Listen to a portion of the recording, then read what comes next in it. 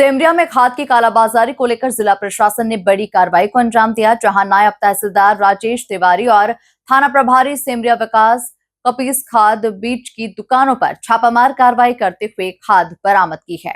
देखिए ये खास रिपोर्ट। पूरे प्रदेश में किसान यूरिया खाद के लिए दर दर भटक रहे हैं। ऐसे में कुछ व्यापारी कालाबाजारी पर उतारू हो गए हैं। इसी कड़ी में सिरमौर एसडीएम दृष्टि जायसवाल के निर्देशन में सिमरिया नायब तहसीलदार राजेश तिवारी और थाना प्रभारी सेमरिया विकास कपीस ने बड़ी कार्रवाई की। पहली कार्रवाई राजेश बीज भंडार पूर्वा और दूसरी कार्रवाई रमेश कृषि सेवा केंद्र जरमई में की गई है।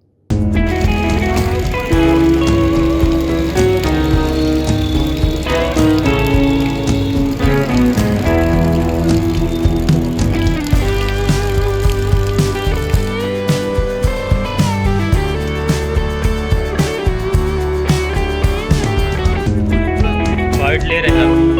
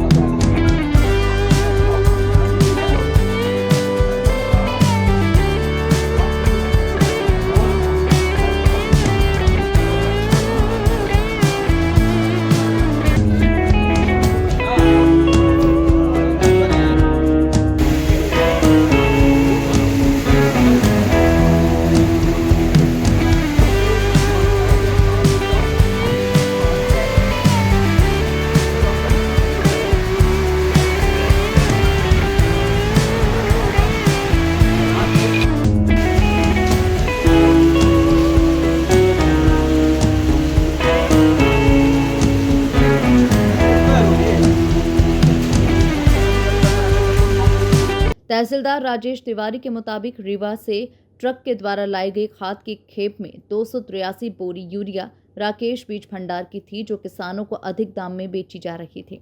वहीं 280 बोरी यूरिया रमेश कृषि सेवा केंद्र की थी। कार्रवाई के दौरान पाया गया कि रमेश कृषि सेवा केंद्र के रजिस्टर में किसी भी किसान का नाम दर्ज नहीं था।